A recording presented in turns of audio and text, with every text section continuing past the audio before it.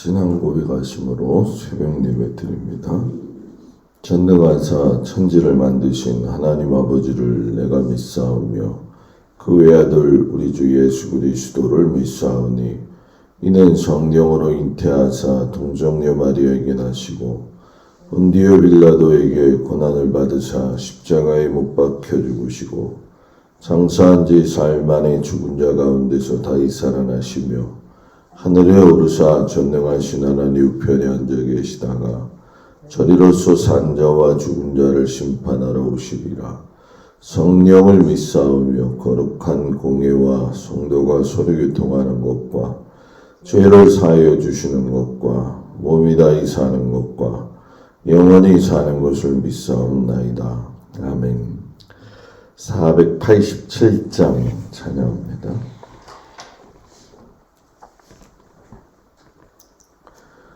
(487장)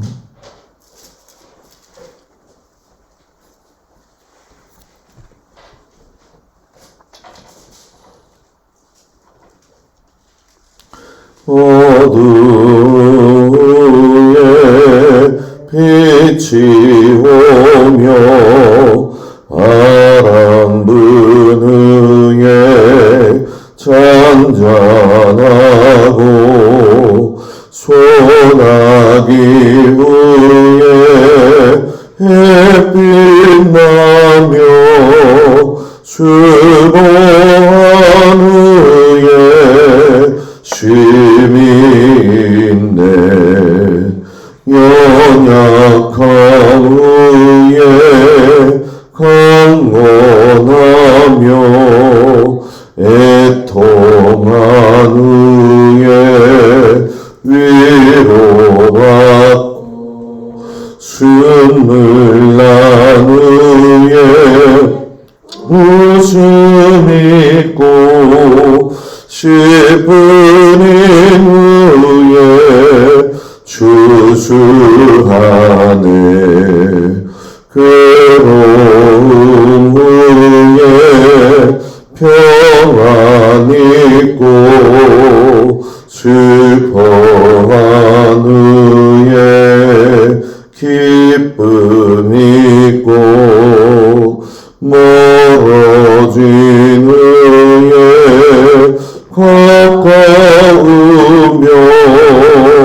고독한 후에 친구 있네. 고생한 후에 기쁨 있고 십자가 후에 영광 있고 죽음 온 후에 영생하니 이러한 노가 진리로다. 아멘. 오늘 읽을 말씀은 누가복음 9장에서 10장까지 말씀입니다. 읽을 말씀은 10장 25절에서 37절까지 말씀을 보도록 합니다.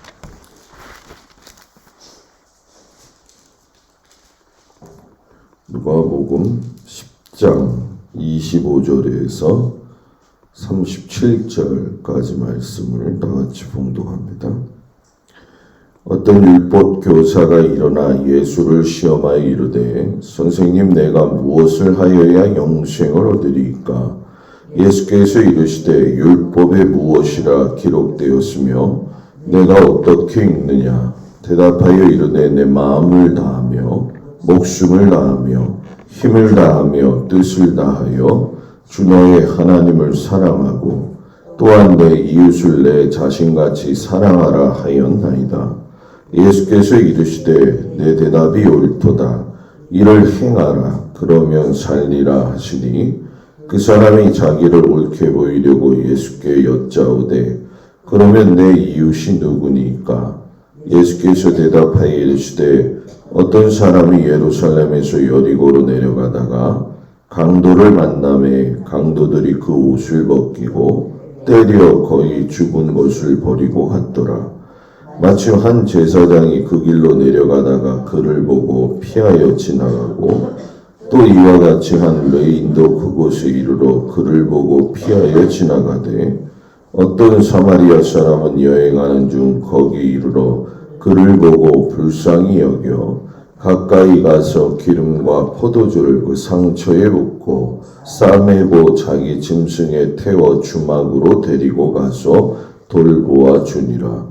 그 이튿날 그가 주막 주인에게 데나리온 둘을 내어주며 이르되 이 사람을 돌보아 주라. 비용이 더 들면 내가 돌아올 때에 갚으리라 하였으니 내 생각에는 이 세 사람 중에 누가 강도 만난 자의 이웃이 되겠느냐.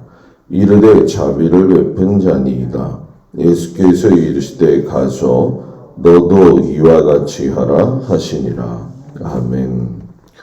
오늘도 주님 앞에 성도들을 축복합니다. 9장 10장에는 예수님이 12제자를 파송하신 이야기, 또 오병 2억을 베푸셨던 기적 이야기, 또 베드로의 고백, 예수님의 부활, 여러 가지 말씀들이 이제 나와 있습니다. 특별히 이제 9장에 기록된 것 중에 우리가 좀 눈여겨 보아야 될 것은 변화산에서 예수님이 변화되어진 것에서만 끝난 게 아니라 모세와 엘리야와 예수님이 대화한 내용이 들어 있습니다. 다른 마태복음이나 마가복음에도 이 사건이 써 있기는 하지요. 그런데 마태나 이 마가는 모세와 엘리야가 예수와 더불어 말하는 것이 그들에게 보이거늘 이렇게만 나와 있는데 누가복음 9장 29절 31절에 보면 누가는 이렇게 이야기를 해요. 기도하실 때 용모가 변화되고 그 옷이 휘어져 광채가 나더라. 문득 두 사람이 예수와 함께 말하니 이는 모세와 엘리야라. 영광 중에 나타나서 장차 예수께서 예루살렘에서 별세하실 것을 말할세.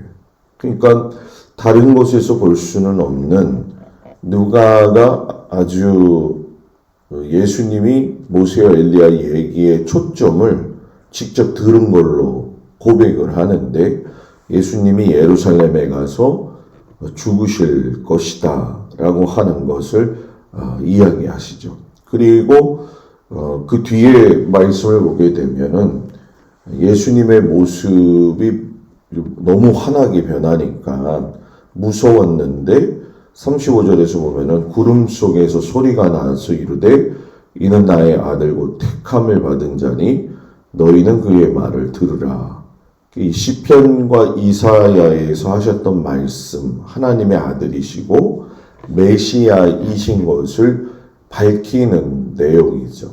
성경에 보게 되면 하늘에서 하나님께서 직접 들려서 이렇게 주신 말씀이 몇 번 있죠. 그래서 공생애를 처음 시작하실 때 보게 되면은 예수님이 세례 받으실 때에 이는 내 사랑하는 아들이요 기뻐하는 자다 말씀을 하셨고 또 오늘 같이 이제 공생애 중에 변화산 사건에서 똑같이 말씀을 비슷하게 하시죠. 이는 내 사랑하는 아들이요 기뻐하는 자니 너희는 그의 말을 들으라. 그리고 십자가 상에서 고난 받으실 때에 요한복음에 보게 되면은 12장에 아버지여 아버지의 이름을 영광스럽게 하옵소서 예수님이 말씀하셨을 때에 하늘에서 소리가 나서 이미 영광스럽게 하였다. 또다시 영광스럽게 하리라.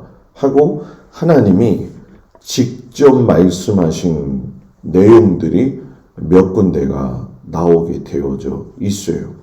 이런 모습을 보면서 오늘도 변화산에서 예수님이 직접 하나님의 목소리를 또 제자들도 듣게 되어지는데 이 베드로가 너무 황홀한 거죠. 그래서 여기 초막셋을 짓고 살았으면 좋겠습니다. 그런데 예수님이 그 능력과 하나님의 말씀을 들은 그곳에서 그 내용을 거절해요. 그리고 산 아래로 다시 내려가셔서 예수님의 사역을 감당하시죠. 여기서 우리가 보는 신앙의 모습은 우리도 마찬가지일 거라고 생각이 되어지지만 신앙의 모습은 여러 종류가 있다고 저는 생각을 해요. 사랑하는 방법, 또 표현하는 방법, 행하는 방법 이런 여러 가지들이 있는데 이 예수님의 모습을 보시면은 그들의 삶의 현장으로 내려가셨다라는 거죠. 우리가 이단들을 보면은 그들만의 리그가 되어지잖아요. 교회도 교리만 변하지 않았지 그들만의 리그가 많이 되어져 있는 걸 우리가 보게 되어지는데 예수님은 우리들만의 잔치가 이 변화선에서 일어나면 안 된다. 내려가야 된다. 어디로? 세상으로. 그리고 거기 가서 먹이고 입히고 가르치고 용서하고 기도해야 된다. 우리의 신앙은 세상에서의 빛을 바라는 것이다. 이것이 이제 세상과 지금 이분법적으로 나누어져 있는 신앙의 이제 형태들이죠. 그래서 우리가 이제 선교사님들이 외국에서 하는 것도 무시 못하겠고 또 삶에서 우리가 얼마만큼 파고 들어가서 그 일을 감당하느냐. 그러니까 그것은 어떤 융화력의 문제가 아니라 내가 그 전도의 현장에 있느냐 없느냐 그것이 굉장히 중요하다는 거죠. 만약에 초막셋을 짓고 거기에만 머물러 있었다고 한다면 예수님의 복음은 전파되지 않았을 것이라는 얘기죠. 그러면서 이제 사마리아가 이제 하나님의 궁율 가운데서 800년을 기다리다가 예수님이 이제 변화산 사건 이후에 보게 되면은 사마리아를 회복시켜 주시는 말씀이 나오죠. 북이스라엘의 수도였던 이 사마리아가 아수르 제국에 의해서 혼혈적 사마리아인이 된 거 우리가 너무나도 잘 알고 있죠. 종교도 혼합되고 혈통도 혼합되고 신앙까지 잃어버린 그들 800년이라고 하는 시간이 지나면서 유대 사람뿐만이 아니라 주변 지역 사람들에게까지 나라에게도 인정받지 못하고 있었던 그 사마리아 사람들에 대해서 예수님이 이제 하나님의 사랑의 긍휼을 회복시키시는 그 일을 시작하게 하시죠. 그래서 누가복음 9장 51절에 보게 되면은 예수님이 승천하실 기약이 참에 예루살렘을 향해서 올라가시다가 사자들을 앞서내시고 그들이 가서 예수를 위하여 준비하려고 사마리아인의 한 마을에 들어갔다. 그러니까 우리가 온 유대와 사마리아와 땅끝까지 사마리아는 완전히 구원의 사역에서 멀어졌던 존재들이었잖아요. 그런데 예수님은 거기까지 생각을 하고 계셨던 거죠. 그래서 사마리아를 가셨는데 누가복음 9장 53절에 보니까 받아들이지를 않았더라 이렇게 이야기를 해요. 그러니까 예수님은 첫 번째 시도를 하신 거죠. 그런데도 불구하고 사마리아인들이 예수님을 내치는 모습을 보고 그때 누가 화가 났느냐? 야고보와 요한이 화가 난 거죠. 그래가지고 예수님한테 우리가 불을 명해가지고 하늘로부터 내려서 저들을 멸하라 하기를 원하시나이까 이렇게 화를 내게 되어지는 거죠. 그러니까 이런 그 사마리아의 모습 속에서도 보지만은 그들 나름대로 상처도 무지 깊었을 거라는 거죠. 그러니까 더군다나 예수님이 예루살렘으로 올라가신다는 소식은 예루살렘 사람들은 사마리아 동네 들어가지도 않았거든요. 그러니까 왜 저 인간이 왜 우리한테 들어와? 이렇게 생각을 했을 거라는 거죠. 그러니까 그런 그들을 한 번에 하지 못하게 되어지니까는 그 뒤에 보게 되어지면 문둥병자 10명을 고쳤을 적에 사마리아 사람 혼자 예수님한테 와서 무릎을 꿇고 감사함을 표현했을 적에 네 믿음이 너를 구원했다라고 이야기도 하시고, 또 우리가 잘 알고 있는 사마리아 여인과의 관계 속에서 이제 그 여인의 개인 사생활적인 문제뿐만이 아니라 예배의 문제, 그 신앙의 회복을 이야기하시죠. 그러면서 그 여자가 변화되고 나서 이제 예수님을 전하게 되어지고, 그 예수님으로 인하여 가지고 많은 사람들이 이제 하나님 앞으로 돌아오게 되어지는 사마리아의 복음 역사가 나타나죠. 그래서 사도행전 8장 4절 8절에 가면은 빌립 집사가 사마리아 성에 내려가 가지고 예수님의 말씀을 전하게 될 때에 빌립이 말하는 거 듣고 행하는 표적 보고 따르는 사람들이 정말 많아졌어요. 그래서 이 사마리아의 복음이 전파되고 회복이 완전히 되어졌죠. 그런 상황 속에서 일일이 정말로 예수님은 소홀히 하지 아니하시고, 물론 고단하셨겠지만 굉장히 순차적으로 세밀하게 하나님의 뜻을 이루어 가셨다라는 거예요. 그런데 어느 날 한 사람이 예수님을 앞에 두고 와서 뭐라고 이야기하냐면은 나 예수님 따를게요. 그게 이제 9장 57절 58절이죠. 길 가실 때 어떤 사람이 여짜오되 어디로 가시든지 나를 따르리이다. 나는 따르리이다. 예수님이 여우도 굴이 있고 공중에 새도 집이 있는데 인자는 머리 둘 곳이 없다. 내가 따른다고 했는데 이게 뭔 말인가?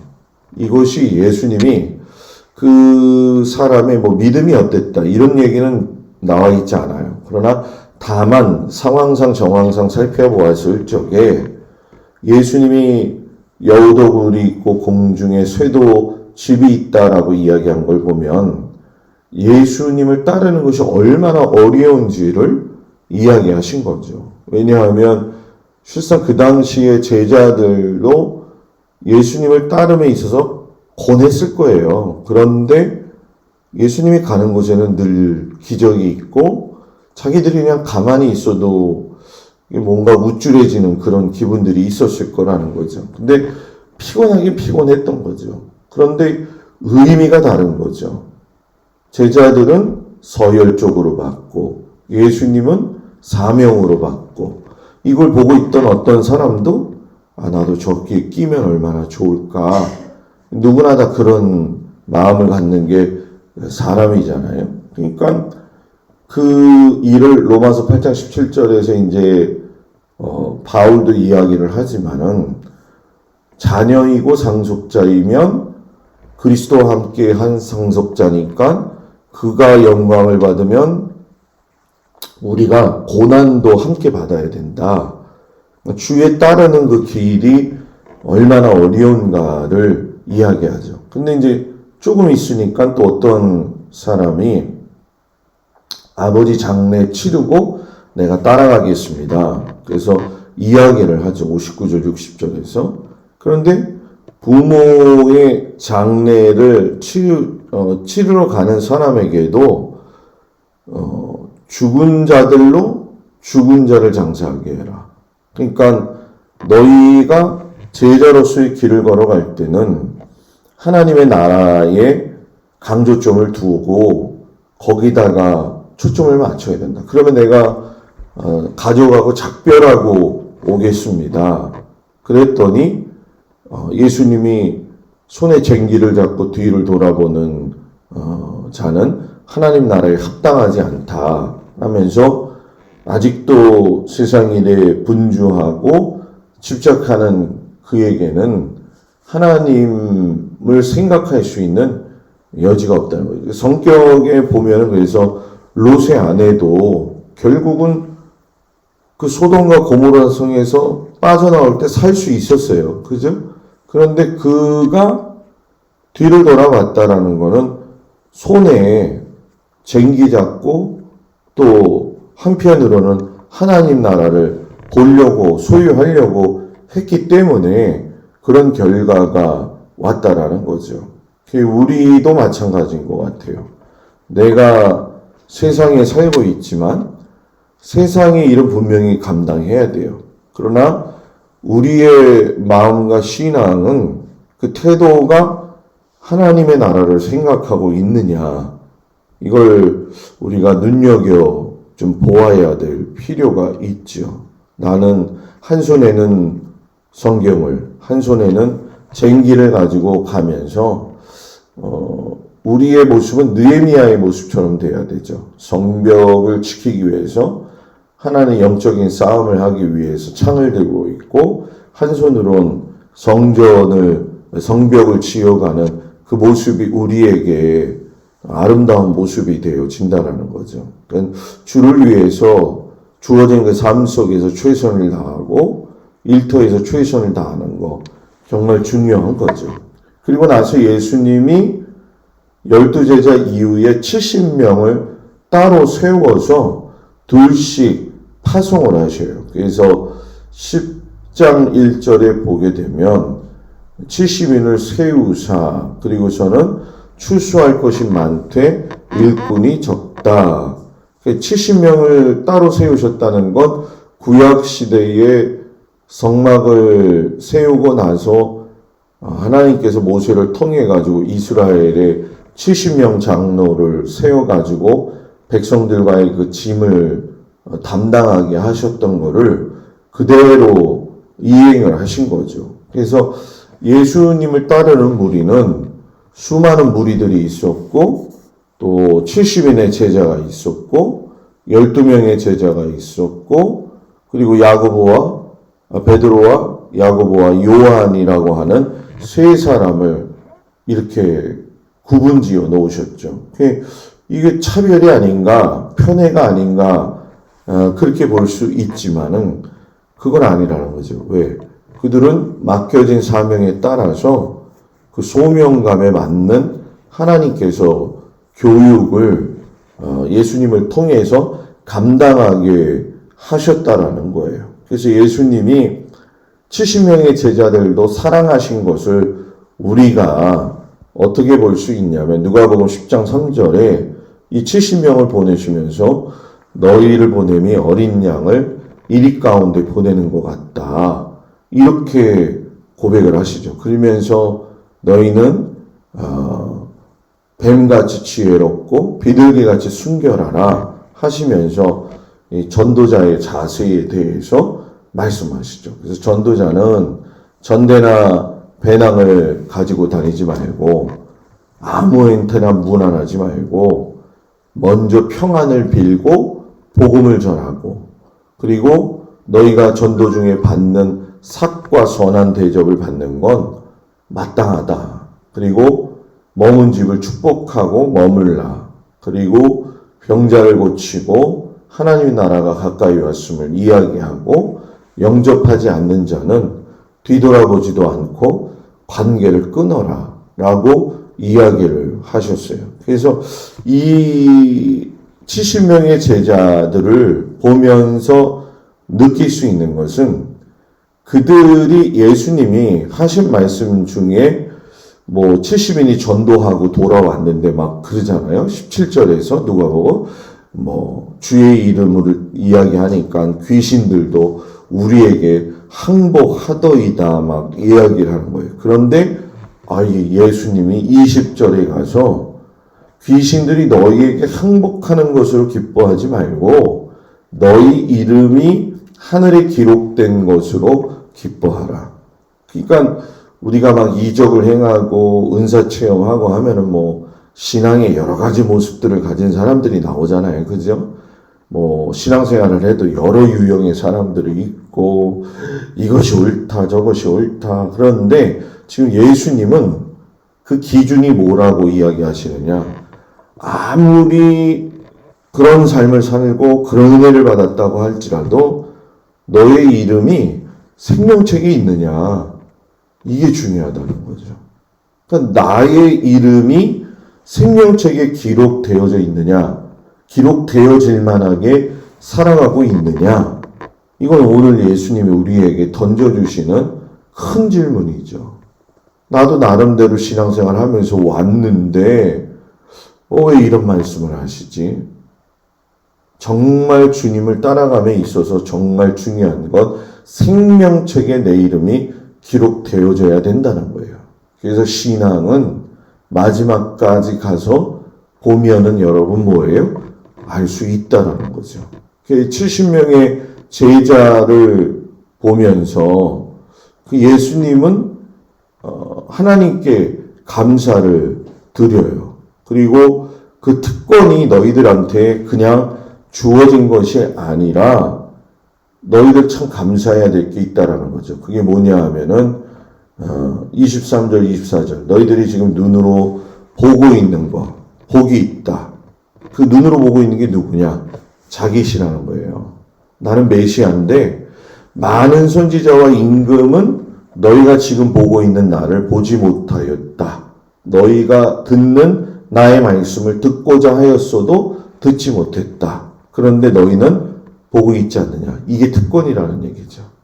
그럼 우리는 특권이 아닐까요? 우리는 지금 예수님의 사역 이후 성령 사역 가운데에서 예수님의 말씀을 마음껏 들을 수 있는 세대가 되어진 거죠. 예전에 뭐 비교할 수가 없죠. 성경책도 있어도 평범한 사람들은 볼 수도 없었고, 뭐 이건 아주 자명한 일입니다. 역사가 이야기하는 건데, 그런 의미에서 본다면 이제 만인의 특권이 하나님께서 누릴 수 있는 은혜를 주신 거죠. 그때 이제 율법 교사가 예수님을 시험하기 위해서 오늘 읽은 말씀에 나와서 질문을 하죠. 우리가 좀 이 율법 교사를 잘 보아야 될 거는 뭐냐 하면은 그동안 뭐 사두개인 바리새인들도 무척 와서 시비를 걸었지만 이 율법 교사는 영생을 얻는 것이 무엇인지 율법에 기록된 내용을 정확하게 알고 있었다는 거예요. 하나님 사랑이고 이웃 사랑이라는 것을 알았죠. 그러니까 율법의 613가지를 능통하게 알고 있는 그였기 때문에 아주 그동안에 이 공격해왔던 사람들하고는 너무 차원이 다른 거예요. 그런데 예수님이 내 이웃이 누구니까 라고 했을 때에 질문을 받았을 때 선한 사마리아 이야기를 하신 거죠. 이렇게 강도 만난 사람 친구 중에 누가 진짜 친구냐. 그러니까 뭐 율법 교사가 당연히 자비를 베풀고 도와줬던 사마리아 사람 이야기를 하죠. 그러니까 너도 뭐예요? 이와 같이 하라는 거죠. 내 이웃이 누굽니까?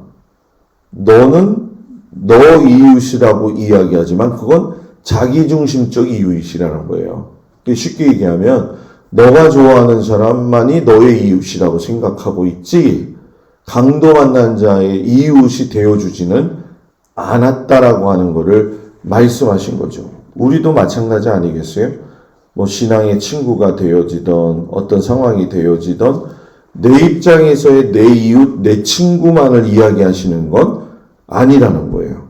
하나님은 하나님 중심의 이웃 중심이 딸려 나올 수 있도록 그래서 진짜 강도 만난 사람을 돕는 사람이 진정한 이웃이고 하나님을 기쁘시게 하는 사람이라는 거죠. 우리가 참 그 주변 관계 속에서 이런 지경을 넓혀가는 것이 매우 힘든 게 사실이에요. 그러나 이것이 우리의 신앙이 또 발전하는 하나의 모습이 되어진다는 거죠. 어렵고 힘들지만 이걸 순간순간 바뀌어져 가는 내 모습, 관계의 넓이라든가 깊이라든가 이런 것들은 예수님이 말씀하시는 이 선한 사마리아 사람의 이야기의 삶을 우리가 살아간다는 거죠. 그래서 오늘 말씀을 통해서 나는 누구의 이웃이지? 내가 정해놓은 사람만 내 이웃인가? 아니면 모든 사람을 이웃으로 보고 있느냐? 물론 세상 사람들은 그런 생각도 안 하고 살죠. 그죠? 오히려 굳이 저런 사람들한테 내가 물어봐야 되나? 이런 생각도 들 때가 우리가 살면서 한두 번이겠습니까? 그러나 주님은 또 이렇게 우리에게 말씀을 하고 계신다라고 하는 걸 한번 생각해 보면서 늘 우리의 마음속에 강도 만난 자의 이웃이 될 수 있는 믿음의 마음, 태도를 가지고 살아가는 우리 귀한 성도들이 되어지길 주님의 이름으로 축복을 드립니다. 기도하겠습니다. 은혜로우신 아버지 하나님, 우리 앞에 놓여 있는 여러 가지 믿음의 길이 참 많습니다. 그러나 정말 중요한 것은 생명책에 내 이름이 기록되어 있느냐. 이게 정말 중요합니다.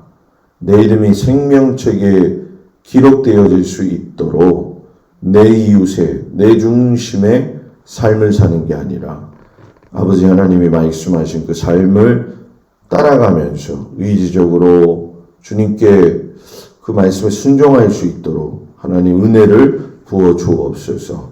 오늘도 주어진 삶의 터전 하나님 축복하시고 사랑하는 모든 귀한 성도들과 가정과 자녀들을 주님 눈동자와 같이 지키시고 인도하여 주옵소서. 예수님의 이름으로 기도드렸습니다. 아멘. 하늘에 계신 우리 아버지여, 이름이 거룩히 여김을 받으시오며 나라의 마옵시며 뜻이 하늘에서 이루어진 것 같이 땅에서도 이루어지이다. 오늘날 우리에게 일용할 양식을 주시고 우리가 우리에게 죄 지은 자를 사하여 준 것 같이 우리의 죄를 사하여 주옵시고 우리를 시험에 들지 말게 하옵시며 다만 악에서 구하옵소서. 나라와 권세와 영광이 아버지께 영원히 있사옵나이다. 아멘.